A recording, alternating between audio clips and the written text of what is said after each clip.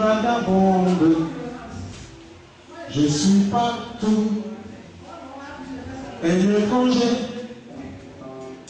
mais je suis sûr, dans notre monde, Dieu va m'ouvrir pour me loger.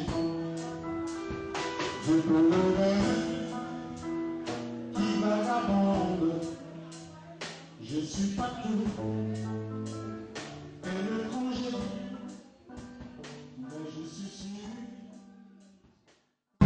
Nous le finirons de lui être reconnaissant pour tout ce qu'il fait pour nous, pour tout ce qu'il entreprend dans nos vies.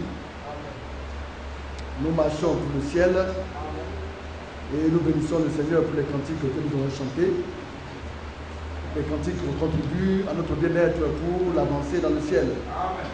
Nous allons prendre nos Bibles et lire un petit passage pour poursuivre dans notre sujet. Dans le livre de Proverbes, le chapitre 15, nous allons lire le verset 24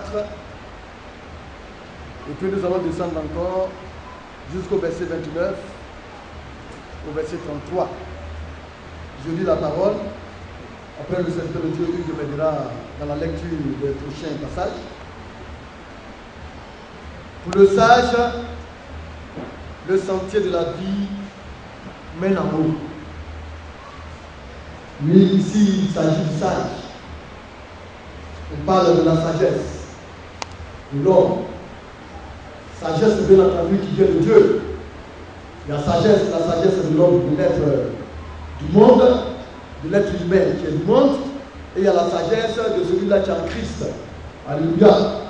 Et nous savons que le Seigneur viendra chercher non seulement les vierges, mais celles-là aussi qui sont sages. Alléluia. Et les vierges, elles s'aspirent à quoi? Pourquoi travaillent-elles? Pourquoi se battent-elles? Mais c'est pour aller au ciel. Alléluia.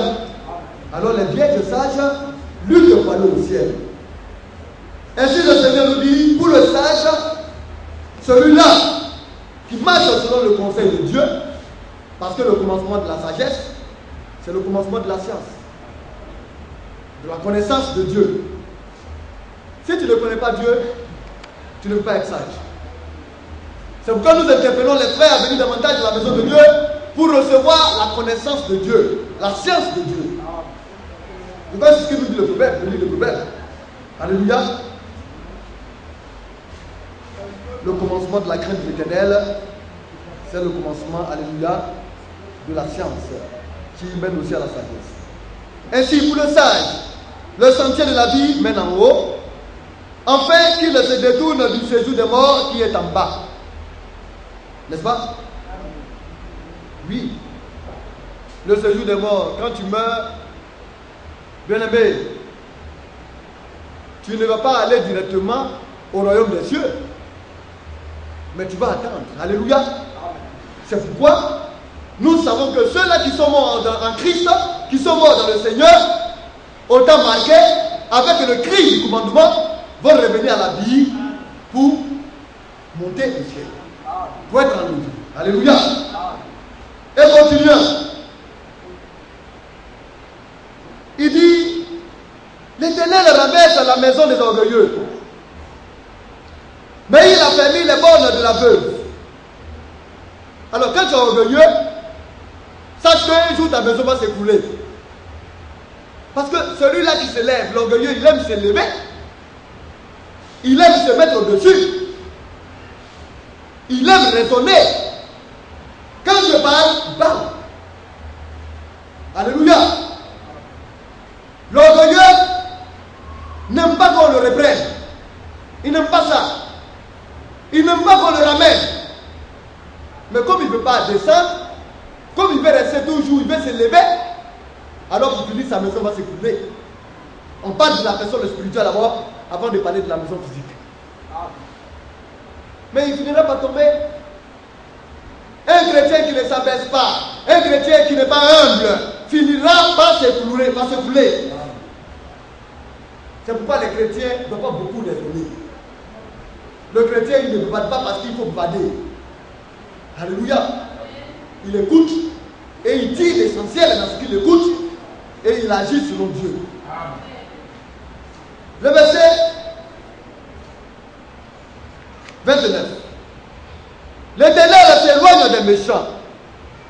Oui, le méchant, c'est celui-là qui vient et qui ne veut même pas écouter ce que Dieu dit. Il refuse d'écouter la voix de Dieu. Mais il y a une autre forme aussi de méchanceté, qui est le fait de venir à l'église, d'écouter la parole de Dieu, et puis d'en faire selon ses désirs, ses aspirations en lui. Dieu parle, Dieu te transmet son conseil, Dieu te donne sa parole. Tu écoutes, tu connais la volonté de Dieu, mais tu fais autre chose que ce que Dieu dit. Alors tu es méchant. Le méchant par excellence, c'est Satan. Alléluia. Et en dehors de Satan, les petits méchants sont ceux-là qui ne vivent pas la parole de Dieu. L'Éternel s'éloigne d'eux. Plus tu rentres dans la méchanceté, Dieu s'éloigne de toi. Continuons. Mais il écoute la prière des justes. Quand tu marches dans la droiture de la justice, ta prière est agréable à Dieu. Et Dieu t'écoute. Ce qui plaît aux yeux régit le cœur. Oui. Quand tu regardes une femme et puis tu la trouves belle, tu l'aimes, ton cœur est content. Alléluia. Quand tu as de l'argent et que tu vas dans un magasin, tu vois, vous voyez un vêtement qui te plaît, qui est intéressant, qui est agréable à voir, qui est bien cousu. Quand tu payes, ton cœur est content. N'est-ce pas? Dieu ne ment pas. Ce qui plaît aux yeux réjouit aussi le cœur. Une bonne nouvelle fortifie les membres. Oui, quand tu es là, et puis on peut te donner une bonne nouvelle, on dit que ton salaire est augmenté, aussitôt, même si tu es malade, tu es guéri à 50%, même 70%. Tu es content. N'est-ce pas, bien aimé? Mais il est évident que la bonne nouvelle de Dieu, alléluia, puisse nous revivifier, nous tonifier. Si la bonne nouvelle du monde donne la force aux hommes, la bonne nouvelle est donnée par le monde, permet aux hommes d'être revigorés pour un temps. Et la bonne nouvelle de Dieu alors, en elle se trouve la vie. Alléluia. En elle se trouve le bien-être. En elle se trouve le succès. En elle se trouve notre avenir. En elle se trouve notre guérison. La bonne nouvelle de Dieu nous donne tout ce qu'il y a de positif. Et il dit ici, au verset 31, celui dont l'oreille est attentive aux réprimandes qui mènent à la vie, fait son séjour au milieu des sages. Il y en a qui n'aiment pas les réprimandes. Quand on lui dit ça, c'est pas bon, alors il s'entête. Alléluia. Mais quand il est attentif aux réprimandes qui mènent à la vie, la parole de Dieu qui ramène l'enfant de Dieu, qui le réprime, il y en a qui ne veulent même pas attendre de parler des réprimandes. Mais c'est que l'église où tu vas, toujours on te réprime. Toujours on te dit, ce que tu fais, c'est pas bon. Fais ceci. Toujours on est derrière toi. Mais c'est parce que les réprimandes mènent à la vie. C'est une grâce. C'est un privilège d'être réprimé. Si quelqu'un aujourd'hui trouve de te réprimer, c'est parce qu'il veut que ton avenir soit gagné. Ton avenir soit meilleur. Mais si on ne te réprime pas, alors tu vas perdurer dans ton mal, dans ta mauvaise manière de vivre.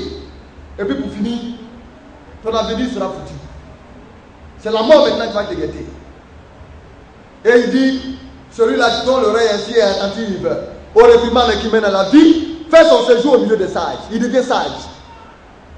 Si tu aimes la réprimande, si tu aimes qu'on te guide, si tu aimes qu'on te ramène, alors tu vas devenir sage et tu vas marcher dans le chemin qui mène au ciel.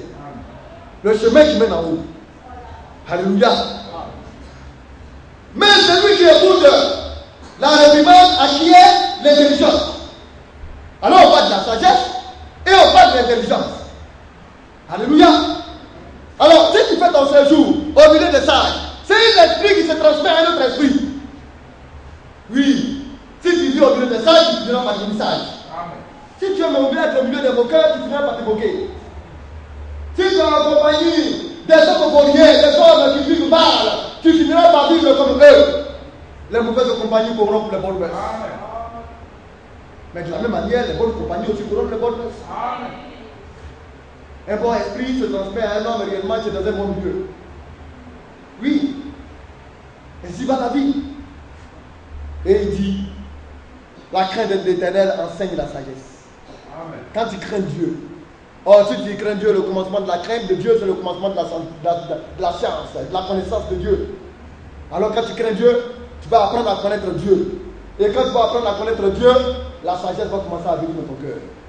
Vous ne pouvez pas être sage aussi longtemps que vous ne pouvez vous mépriser la parole de Dieu. Et l'humilité précède la gloire. Oui, l'humilité a toujours précédé la gloire. Alléluia. Alors, dans notre sujet, comme nous le disons, nous devons faire attention.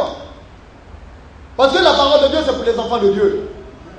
Nulle personne n'est acceptée. Le serviteur de Dieu, leur devoir, c'est d'apporter le conseil de Dieu tel que cela est. C'est d'apporter droitement la parole, le conseil de Dieu. Si un serviteur de Dieu vient et qu'il apporte quelque chose qui n'est pas correct, son devoir, c'est de le rectifier. Mais il y a des choses qui sont difficiles à comprendre. Mais les questions qui sont posées doivent pouvoir être élucidées. Parce que cela aussi concerne notre temps, notre époque. Ces choses nous sont destinées. Alléluia.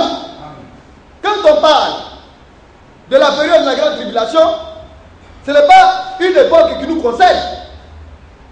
Cette époque ne nous regarde pas. Alléluia. Parce que nous serions déjà au ciel. Mais après cette époque, l'événement qui va suivre nous concerne. Parce que nous allons revenir pour participer à cela. Alors, quand j'apportais et que je parlais de la destruction de la terre et du ciel, mais la question qui est posée, parce que quand on lit dans le cheminement du frère Franck, alléluia, c'est lui notre guide, hein. Après le messager, le frère Franck a été pour beaucoup aujourd'hui dans notre éclairage spirituel. Il n'y a pas un serviteur de Dieu qui est digne de ce nom qui va dire que le frère Franck ne l'a pas aidé. Amen. Par son conseil éclairé, nous a permis réellement de revenir à la parole et de comprendre le langage du prophète. Amen. Il a été, alléluia, pour notre temps, ce serviteur fidèle et prudent. Mais beaucoup d'hommes ne comprennent pas. C'est vrai qu'il y a plusieurs serviteurs fidèles et prudents, on peut le dire, on pourrait le dire. Mais de tous les serviteurs qui servent, c'est lui qui s'est identifié. C'est lui qui a été visible, alléluia, comme étant un serviteur fidèle et prudent. Il nous a toujours conseillé de revenir à la parole. Et souvent, il y a des choses difficiles, alléluia. Donc, dans le tableau qu'il a eu à faire, quand il a établi comment on appelle ça, le nouveau ciel et la nouvelle terre, il a mis, alléluia, à la fin de la période de, comment on appelle ça, à la fin de la période de la grande tribulation. N'est-ce pas? Oui. Après la guerre.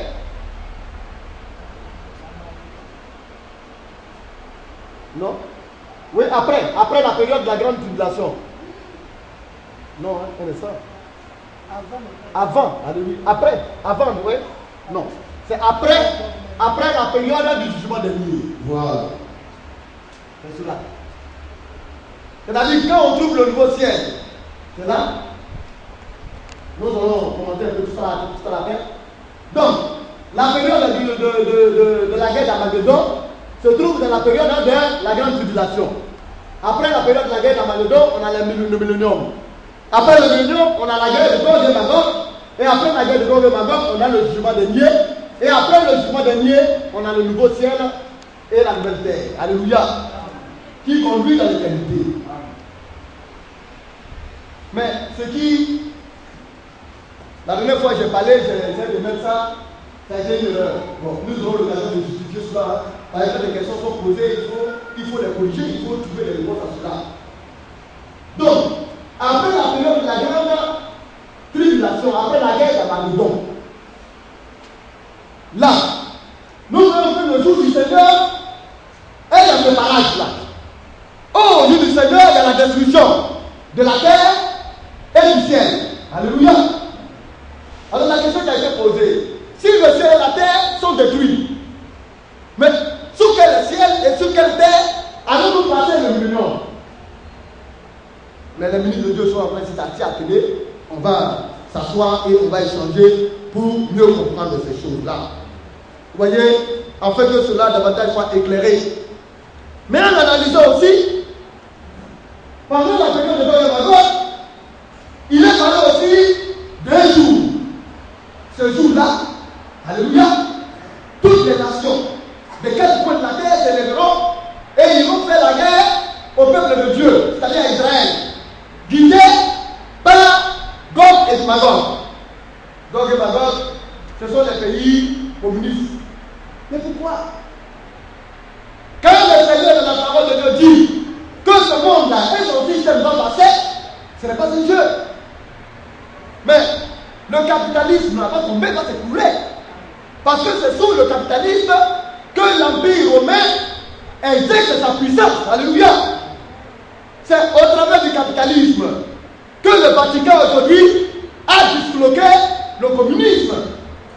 Ils ont utilisé le capitalisme pour aller en guerre contre le communisme.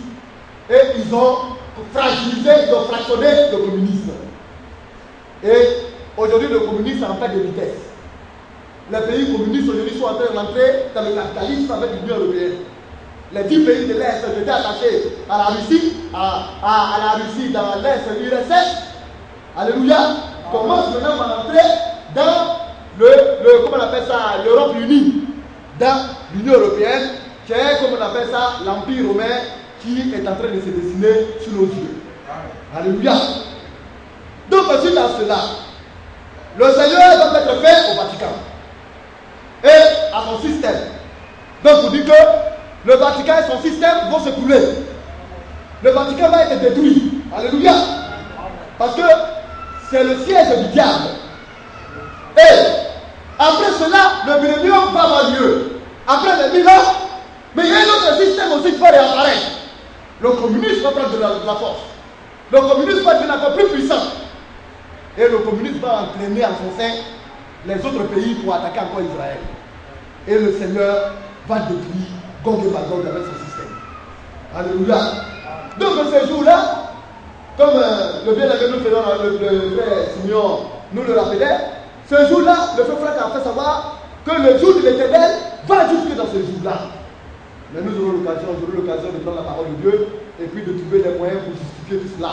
Parce que vous devez être éclairé de mieux en mieux. Alléluia. Donc, quand on prend la parole de Dieu, dans le livre de Genèse, le chapitre 1, nous allons lire la parole. Genèse, chapitre 1. Le frère qui va nous lire à partir du verset 1.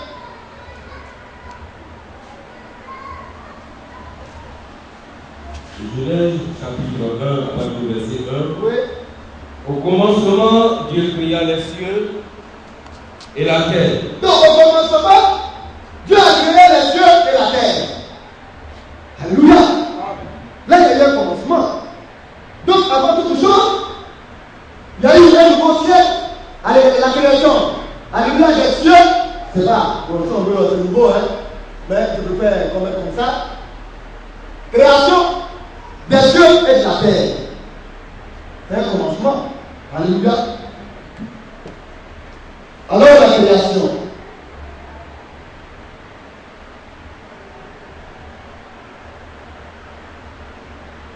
Alléluia.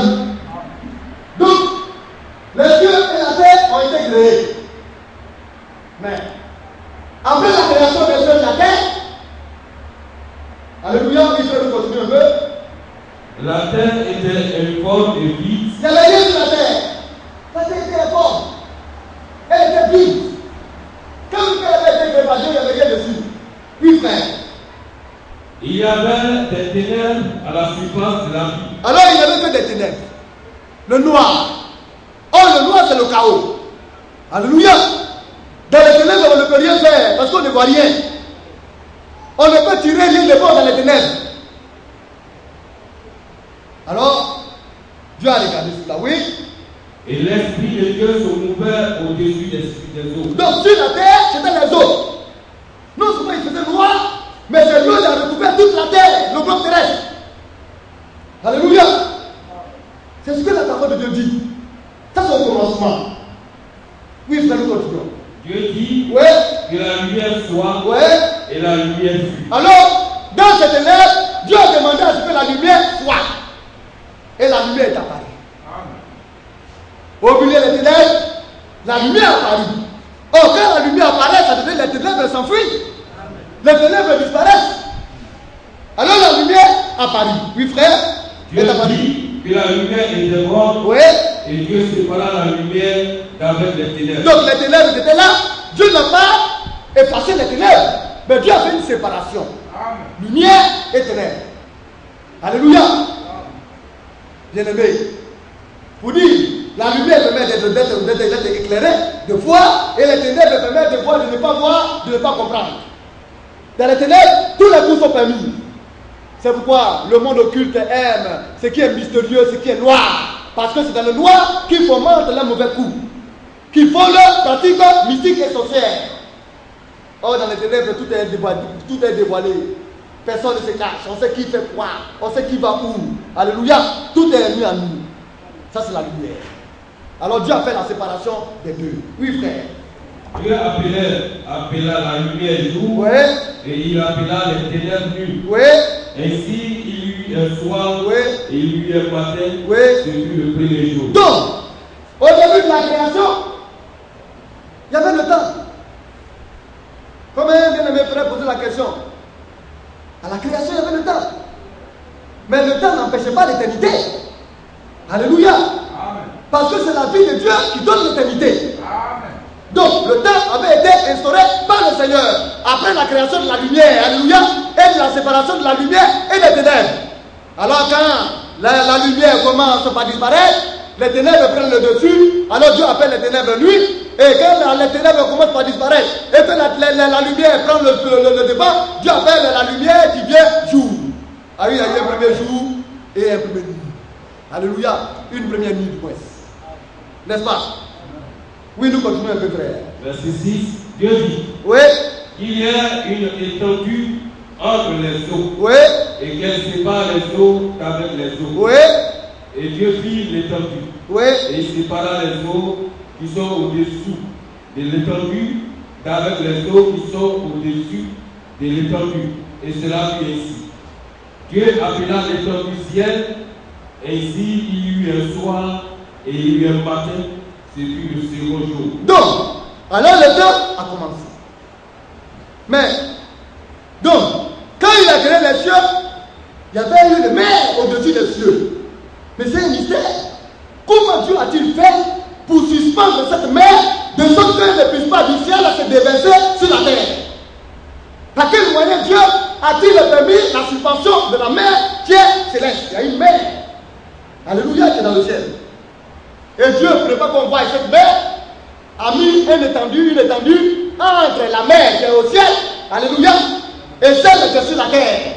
Et Dieu a appelé ce premier ciel qu'on voit, alléluia, cette première étendue, l'étendue qu'on voit, Dieu a appelé cela ciel.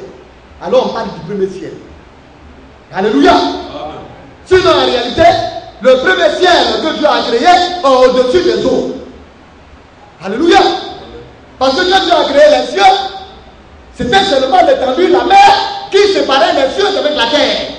Mais Dieu a mis une autre étendue entre la terre et les cieux, et les eaux qui étaient en haut. Alléluia. Alors le premier ciel est appelé étendue. C'est ce que nous voyons. C'est pourquoi il n'y a jamais eu un avion qui a dépassé cela. Alléluia.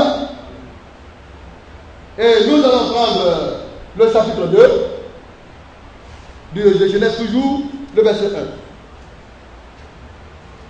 Vous gagnez un peu de temps. Chapitre 2 de Genèse, avant le verset 1. Donc avant cela, comme nous voyons, donc c'est le commencement. Création du ciel, des cieux et de la terre. Donc au commencement, Dieu a créé les cieux et la terre. Et le premier jour a commencé. Le temps a commencé. N'est-ce pas? Oui, frère, le verset 2, le chapitre 2. chapitre 2, verset 1. Oui. Ainsi fut achevé les cieux et la terre, Oui. et toute leur armée. Donc, Dieu ainsi a achevé les cieux et la terre, et tout ce qui réellement repose, vous voyez, qui vit dans les cieux et sur la terre. Dieu a tout créé. Donc la terre, après il a revêtu la terre, il a séparé les eaux, alléluia. Vous voyez, j'étais là de la main de terre, alléluia. Et il appelait la main de terre, la main de terre, terre, et il appelait les eaux mer. Dieu a fait la séparation des eaux et de la terre. Et il a mis tous les êtres vivants dans la mer, comme aussi sur la terre. Les plantes, alléluia, la végétation et autres, alléluia. La faune et la flore, alléluia. N'est-ce pas? Dieu a tout créé. La faune et la flore. Oui, frère, nous continuons un peu. Dieu acheva au 7e jour son œuvre qu'il avait faite. Et il se reposa au 7e jour de toute son œuvre qu'il avait faite. Dieu bénit le 7e jour et il le sanctifia. Parce qu'en ce jour, il se reposa de toute son œuvre qu'il avait créée en la faisant. Donc, nous aurons l'occasion de voir. Ce sont des symboles. Un jour, le Seigneur fait 1000 ans pour les hommes. On a vu ça la dernière fois. Oui. Quand Dieu, vous voyez, quand le jour se couche et se lève pour Dieu, ça fait un jour. Et pour l'homme, ça fait 1000 ans. Alléluia. Donc, depuis la création, nous voyons qu'il y a eu des dépens. Alors, Dieu respecte cela. Mais pourtant, en notre temps, à la période de la grâce, il y a quelque chose qui se passe. Non seulement les temps sont abrégés, les temps vont vite, mais en plus de cela aussi, nous qui semble que réellement nous avons dépassé un peu le temps. C'est comme si nous sommes en train d'entrer dans les 7000 ans. Mais non. Mais quand Dieu abrège, si le temps devait marcher selon la manière dont le temps marche selon Dieu, alors peut-être que nous ne serons pas aujourd'hui en 2013. Mais comme c'est abrégé, ça va vite. Alléluia. Mais en même temps que ça va vite, notre période de grâce est une période indéterminée. Alors Dieu ne tient pas compte réellement en tant que tel de notre période. Parce que le nombre d'années que nous allons faire, est-ce 2000 ans juste, ou bien un peu plus de 2000 ans, ou bien 2050 ans, ça ne dépend pas de nous, ça dépend de lui seul. Amen. C'est pourquoi nous sommes dans une année de grâce. Un temps de grâce indéterminé. Alléluia. Parce que personne ne sait quand est-ce que la grâce va prendre fin. Personne. Mais nous savons par les éléments, par les signes que nous montre la parole de Dieu, que nous sommes parvenus au temps de la fin. Il y a des signaux, selon la parole de Dieu, qui nous indiquent que nous sommes parvenus au temps de la fin. Amen. Nous allons y revenir. Oui, frère, nous continuons. Verset 4. Voici les origines des cieux et de la terre, quand il fut créé. Lorsque l'Éternel Dieu fit la terre et les cieux, aucun abus des champs n'était encore sur la terre, et aucune herbe des champs ne germait encore, car l'Éternel Dieu n'avait pas fait pleuvoir sur la terre, et il n'y avait point d'homme pour cultiver le sol. Mais une vapeur se leva de la terre et arrosa toute la surface du sol. Donc, à la création, voici ce qui se passait. Alléluia. Quand Dieu fit la terre et les cieux, aucun abus des champs n'était encore sur la terre. Et aucune herbe des champs ne germait encore. Car l'Éternel n'avait pas fait pleuvoir sur la terre. Il n'y avait point d'homme pour cultiver la terre. Donc la terre était informe et puis vide. Il n'y avait pas encore de vie sur la terre. Mais plus tard, quand il a mis la semence, il y a eu une vapeur. Alléluia. Le verset 6, que le frère nous lit. Verset 6. Oui. Mais une vapeur se leva de la terre. Alléluia. Et arrosa toute la surface du sol. Donc, après que Dieu a créé les luminaires, le soleil, alléluia et autres, donc le soleil frappait le sable de la terre, la mer, et la vapeur s'élevait de la terre et arrosait les plantes. Il ne pleuvait pas encore. C'était le système de Dieu. Alléluia. Dieu nous révèle le commencement à la création. Mais pourtant, il y avait des hommes au-dessus de nous, dans les cieux. Alléluia. Amen. Mais pour autant, il n'a pas encore donné l'ordre à ces eaux-là de descendre. Parce qu'il avait déterminé ces eaux-là pour un temps, parce qu'il connaissait dans la préscience, alléluia, parce qu'il sait tout le temps ce qui allait venir demain. Alors il avait disposé cela. Il permettait à ce que la vapeur seulement s'élève pour arroser réellement la terre, les arbres qui y étaient. Parce qu'il savait qu'un autre commencement allait subvenir au niveau de la terre. D'où le début. Alléluia. Et quand tu as l'Esprit de Dieu, l'Esprit de Dieu t'enseigne. Quand Dieu parlait à Noé, alléluia, Moïse n'était pas là. Mais pourtant, c'est à Moïse que Dieu a fait, alléluia, le récit de la création. Amen. Comment les choses étaient disposées, comment Dieu avait, vous voyez, disposé chaque chose. Dieu a fait retourner Moïse. On se dit, mais comment est-ce possible? Lui-même, le messager de notre temps.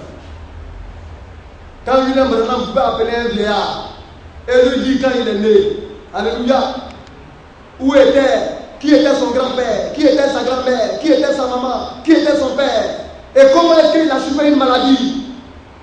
Mais ce vieillard-là, quand il vivait, William Branham n'était pas là. Mais le Dieu de William Branham était là. Et savait l'origine de toutes choses. Il pouvait retourner dans le passé d'un homme et révéler tout ce qu'il y avait dans son histoire. De la même manière, le Dieu de Moïse, alléluia, qui est le même Dieu de William Branham, s'est révélé à Moïse et a fait descendre Moïse au commencement. Et il lui a révélé, alléluia, le déroulement de la création de la terre. Et tout ce qui suffit. Oh bien-aimé, lui frère, lui continue un peu. Verset 16. Oui. L'Éternel Dieu forma l'homme de la poussière de la terre. Oui. Et il souffla dans ses narines un souffle de vie, et l'homme devint une âme vivante. Amen. Puis l'Éternel Dieu planta un jardin en Éden, du côté de l'Orient, et il y mit l'homme qui avait formé. L'Éternel Dieu fit pousser du sol des arbres, et toute espèce agréable à voir et bon à manger, et l'arbre de la vie au milieu du jardin, et l'arbre de la connaissance du bien et du mal. Un fleuve sortait d'Éden pour arroser le jardin, et de là, il se divisait en 4 bras. Donc, quand Dieu a essayé à faire la terre, Dieu a créé un jardin. Et Dieu a formé l'homme, Dieu a formé l'homme et il l'a placé dans le jardin. Alléluia. Et dans le jardin, il avait planté toutes sortes d'arbres fruitiers. Mais dans le même jardin, nous savons aussi qu'il avait mis un autre arbre, qui était un arbre spirituel qui s'appelait l'arbre de la vie. Amen. Et l'arbre de la vie permettait à l'homme qui a été formé de poussière et de terre, alléluia, de la terre, de la poussière, de pouvoir réellement demeurer éternellement. Donc sur la terre, il y avait l'éternité. Alléluia. Donc, après la création des cieux et de la terre, il y a eu le jardin d'Éden. Alléluia. C'était la période de l'innocence. Parce que l'homme ne se conduisait plus lui-même. L'homme ne faisait pas en ce moment-là ce qu'il voudrait. C'est Dieu qui conduisait l'homme. C'est Dieu qui guidait l'homme. L'homme suivait les règles établies par Dieu. C'était l'innocence. Alléluia. L'homme en ce moment-là ne savait même pas qu'il était nu. Adam était placé là, dans les jardins d'Éden. Elle n'avait même pas été encore formée. Alléluia. Combien de temps Adam a passé avant qu'Ève ne vienne, nous ne savons pas. Bien aimé. Mais Adam était appelé à vivre éternellement. Parce que l'arbre de vie y était pour permettre à Adam de vivre éternellement, quand même qu'il était fait d'un corps de chair. Alors dans le jardin d'Éden, depuis la création du jardin d'Éden, c'était l'éternité. C'était l'éternité. Et c'est après le péché. Oui, il faut nous continuer un peu. On descend au verset 15. Verset 15. L'Éternel Dieu prit l'homme et le plaça dans le jardin d'Éden pour le cultiver et pour le garder. L'Éternel Dieu donna cet homme. À l'homme, tu pourras manger de tous les arbres du jardin. Oui. Mais tu ne mangeras pas de l'arbre de la connaissance du bien et du mal. Oui.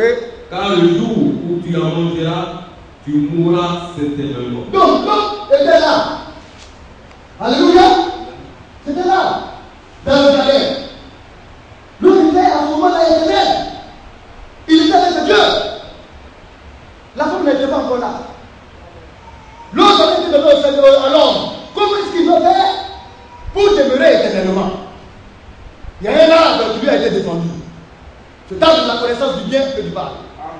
Et le Seigneur lui dit, le jour où tu vas manger de cet arbre, l'éternité va s'arrêter pour toi. Tu vas mourir. La mort marque la fin, alléluia, de la vie de l'homme. Or, si l'homme n'avait pas goûté à l'arbre de la connaissance du bien et du mal, la vie de l'homme n'allait pas s'arrêter. D'où l'éternité.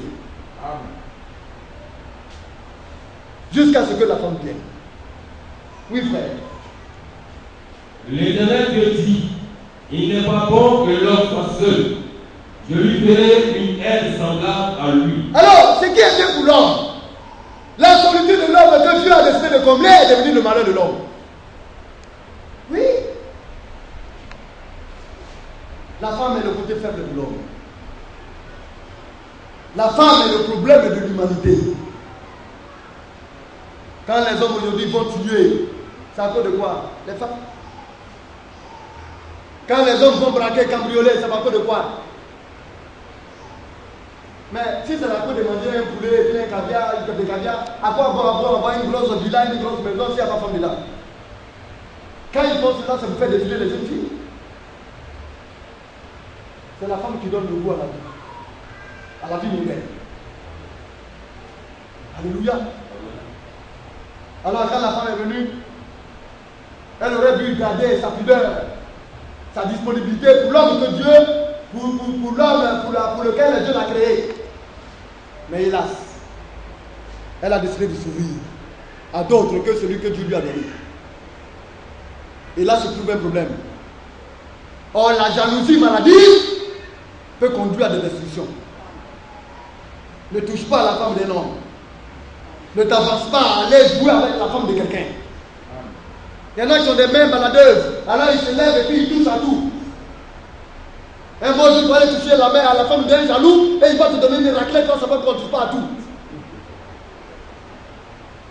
Ce côté-là, on peut jouer. Et des hommes ne jouent pas avec trois choses. La femme, l'argent et puis la popularité. Ils sont prêts à te détruire tout ça. C'est pourquoi le monde ne se porte mal. Alléluia. On doit être populaire pour Dieu et non populaire aux yeux des hommes. Amen. On doit pouvoir utiliser l'argent avec une bonne intelligence, mais pas à l'utiliser de manière cupide, de manière idolâtre. Oui, frère, nous continuons. Verset 19. L'Éternel Dieu forma de la terre tous les animaux des champs et tous les oiseaux du ciel, et il les fit venir vers l'homme pour voir comment il les appellerait, et en fait que tout être vivant porte le nom que lui donnerait l'homme. L'homme avait autorité, pleine autorité. C'est lui qui décidait de tout. C'était le Fils de Dieu. Il surpassait les anges. Les anges étaient à sa disposition. On n'a pas appelé Archange Michel ou bien Gabriel de venir donner des noms. Tout ce qui était à la terre appartenait à la terre, était la propriété de l'homme. Il en disposait. Il en disposait comme bon lui semblait. C'était une vie paradisiaque, angélique et merveilleuse, glorieuse. Alors l'homme pouvait regarder parce qu'il avait l'Esprit de Dieu en lui. Et puis il dit, cet animal-là s'appellera chien. Ça c'est le coq. Ça c'est le chameau. Ça c'est l'écureuil. Ça c'est l'aigle. Et l'homme a attribué des noms à chaque animal. C'est pourquoi c'est l'homme qui donne le nom à l'enfant. Parce que c'est l'homme qui a donné son nom à la femme. Il a regardé la femme. Alléluia. Et il a dit, voici celle-là qui est os de mes os et chair de ma chair. Femme. Et puis après ses bêtises, il a regardé en fonction de l'esprit et il lui a donné le nom qui convient. Ève, mère de tous les vivants. Pas de tous les fils de Dieu. Des fils de Dieu font aussi des fils du diable. C'est le moment. C'est pourquoi l'homme, quand il voit un monstre, L'homme est tétanisé et il fait tout pour se débarrasser du monstre. Mais la femme, quand elle voit un monstre, elle sentimentalise avec le monstre. C'est pourquoi quand vous voyez les femmes, souvent on montre les femmes qui sont aimées par des bêtes, telles que quiconque et autres. L'aide le plus laid, le plus dangereux, vous allez voir qu'il va s'attendre avec la femme.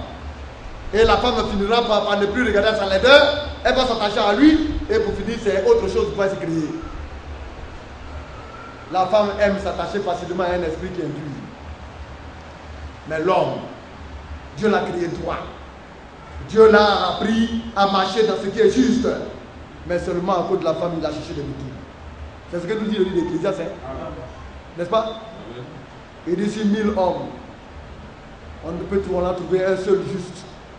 Mais sur 1000 femmes, on n'en a trouvé aucune. C'est pourquoi Dieu a demandé à ce que la femme se laisse guider par l'homme. L'homme est à l'esprit de Dieu. Et il y a des hommes aujourd'hui qui ont perdu les doigts. Ils font les enfants et puis c'est les femmes qui donnent le nom à l'enfant. L'autorité de donner des noms appartient à l'homme. Depuis le commencement. Alléluia. Alors quand il regarde, il apprécie en fonction de l'esprit, il donne le nom. Alléluia. Quand il a donné Caïn, quand vous entendez le nom Caïn, vous savez ce que c'est. Vous voyez un peu l'esprit. Hein? Alléluia. Et il a donné Abel à l'autre. Ainsi de suite. Oui, frère, nous continuons. Merci, frère. Et l'homme donna des noms à tout le bétail, aux oiseaux du ciel et tous les animaux des champs. Mais pour l'homme, il ne trouva point d'aide semblable à lui. Alors l'Éternel Dieu fit tomber un profond sommeil sur l'homme, qui s'endormit. Il prit une de ses cordes et referma la chair à sa place. L'Éternel Dieu forma une femme de la corde qu'il avait prise de l'homme et il l'emmena vers l'homme. Alors, l'homme il dormait où? Donc, dans un profond sommeil, Dieu a fait l'opération. Il lui a donné son somnifère naturel. Avant que l'homme ne se réveille, il a fini de fabriquer la femme.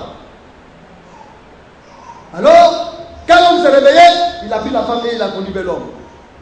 Il a regardé une partie de lui-même.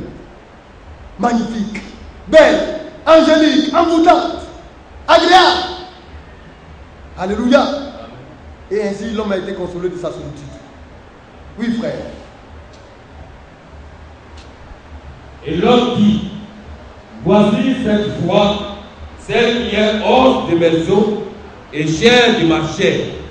On l'appellera femme, parce qu'elle a été prise de l'homme. Oui, femme, sous-produit de l'homme.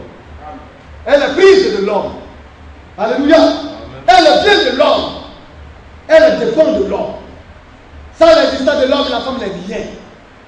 De même aussi, l'homme aussi n'est pas la femme. Alléluia. Mais pourtant, elle a été créée pour l'homme. C'est pour son bien-être, son plaisir. C'est pour son désir qu'elle a été créée. Oui, frère. C'est pourquoi l'homme quittera son père et sa mère et s'attachera à sa femme. Et ils deviendront une seule chair. Non. L'homme, c'est ce qu'il désire, qu'il veut voir être sa femme. Parce que c'est une partie de lui. Alléluia.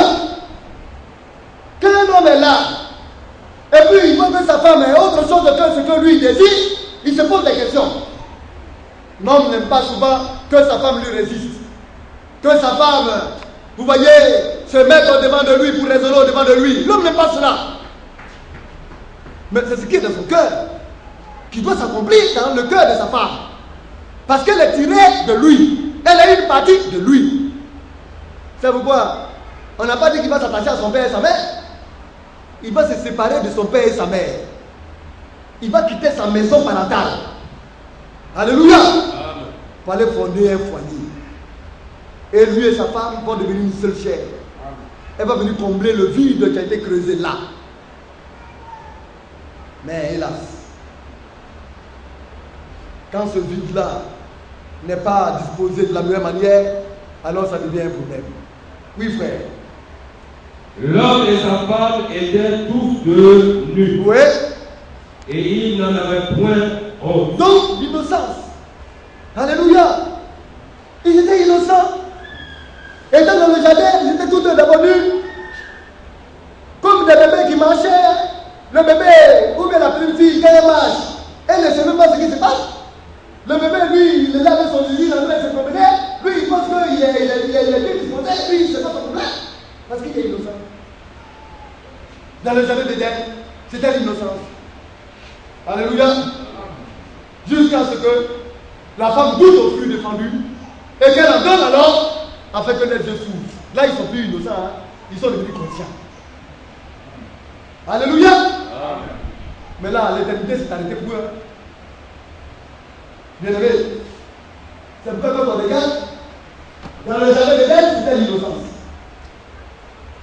Et comme ils étaient dans le jardin d'Éden, Dieu vous met le père à l'innocence, puisque son père le soit devenu intelligent maintenant. Nous allons lire rapidement le chapitre 3. Le chapitre 3, le verset 1. Oui. Le serpent était le plus rusé de tous les animaux des champs que l'Éternel Dieu avait fait. Et il dit à la femme, Dieu a-t-il réellement dit, vous ne mangerez pas de tous les arbres du jardin? La femme répondit au serpent, nous mangerons du fruit des arbres du jardin. Mais quand au fruit de l'arbre qui est au milieu du jardin, Dieu a dit, vous n'en mangerez point et vous n'y toucherez point, de peur que vous ne mouriez. Mais vous voyez, ce qui est bien à ça, c'est que la femme ne savait pas. C'est à l'homme que Dieu a donné ce commandement. Quand Dieu a créé l'homme, il a pris la disposition et il a donné à l'homme le commandement. Il n'y avait pas de problème. L'homme n'a jamais eu de problème avec Dieu.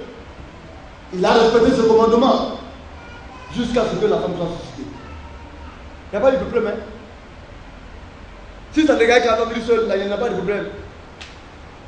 Alléluia. Amen. Mais quand la femme vient, l'homme doit faire attention. Parce que c'est en ce moment-là maintenant qu'il doit encore tourner les regards vers Dieu et crier à Dieu. C'est un côté bon, à la fois c'est un côté aussi dangereux. Mais là, qu'est-ce que l'homme va faire maintenant? Il a enseigné à sa femme, ma chérie, ma bien-aimée, celle-là qui est une partie de moi. Voici ce que notre Père Céleste nous a donné comme loi. Il nous a dit qu'on peut manger de tout ce qui se trouve dans le jardin, mais à cette table-là, il nous a défendu d'en toucher. Elle dit, ah bon? Il dit oui. Alors, il lui a enseigné cela. Mais cela était de manière formelle au niveau de la femme. Cela ne peut pas imprimer dans le cœur de la femme. Parce que quand le serpent est venu se présenter à elle, elle a cité verbalement cela. Si cela venait du fond de son cœur, elle n'en a même pas eu à aller y toucher. Oui, souvent on cite la parole de Dieu de manière verbale. Dieu a dit, mais à l'intérieur de nous, ce n'est pas ce qui est. Et les conséquences sont fâcheuses. Oui, frère, nous continuons un peu. Verset 4. Alors le serpent dit à la femme, vous ne mourrez point, mais Dieu sait que le jour où vous en mangerez, vos yeux s'ouvriront, et que vous serez comme Dieu, connaissant le bien et le mal. La femme dit que l'arbre était bon à manger et agréable à la vue, Oui. et qu'il était précieux pour ouvrir l'intelligence. Elle prit de son fruit et en mangea. Elle en donna aussi à son mari, qui était auprès d'elle, et il en mangea. Les yeux de l'un et de l'autre s'ouvrirent. Ils connurent qu'il était nu, et ayant cousu des feuilles de figuier, ils s'en firent des ceintures. Oui. Mais bien aimé frère qui veut être marié, ça on n'a pas vous le dire, vous le savez. La femme, quand elle veut quelque chose, tant qu'elle n'a pas obtenu, elle ne baisse pas les bras. Elle est intransigeante. Donne-moi. Donne. Chérie, je veux ça. Mais chérie, depuis que je t'ai demandé non. Mais chérie, je dis de me donner ça non. Avant de demander, l'homme finit par capituler. Samson et Dalila. Alléluia. Salomon et ses milliers de femmes qu'il a eu à prendre. Elle l'a conduit dans l'erreur. Alors elle était derrière Adam. Adam, chérie, mon chouchou, mon bien-aimé Adam, Mais vraiment, et si on essayait? Et si on faisait cela? Mais on a qu'à essayer pour moi, on dit que ça ouvre l'intelligence. À force d'insistance, Adam a cédé. Bien aimé. Alors, leurs yeux sont ouverts.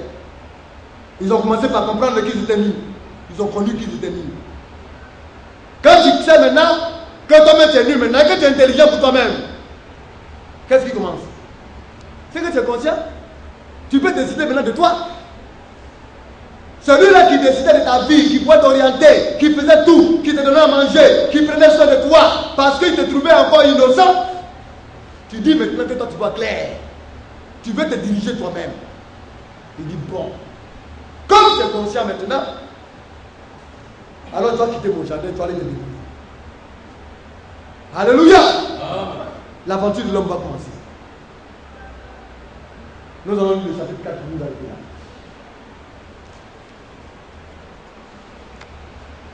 Le chapitre 4 de Genèse, à partir du verset 1. Non, mais je voudrais qu'on lise. Alléluia. Le chapitre 22 à 23. Avant de venir au chapitre 4. Il y a pas du verset 20. Chapitre 3, le verset 20 à 24. Chapitre 20. Chapitre 3. Chapitre 3. Alléluia.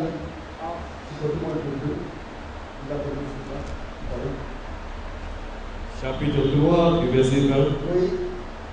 Adam donna à sa femme le nom d'Ève. Le nom d'Ève, le nom d'Ève, oui. Car elle a été la mère de tous les vivants. Alors il a regardé une vivante appelée Ève. L'autre là il est pour moi, mais l'autre là c'est pas pour moi.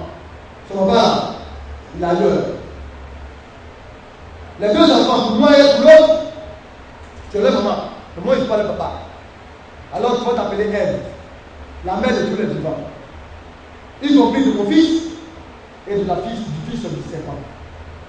Alléluia. Lui, elle était de Dieu, mais pourtant en son sein, il y avait un démon.